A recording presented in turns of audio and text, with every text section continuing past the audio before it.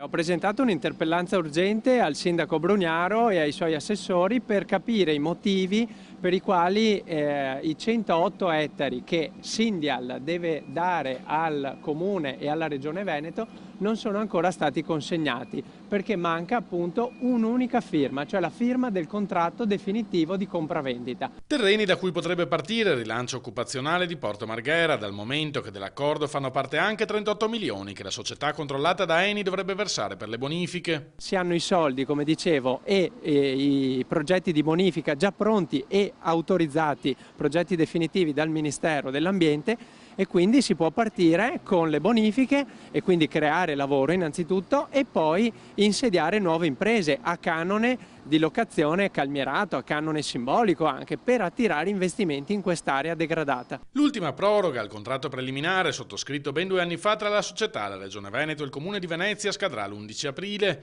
Se non si interverrà entro questa manciata di giorni, l'accordo non sarà più valido.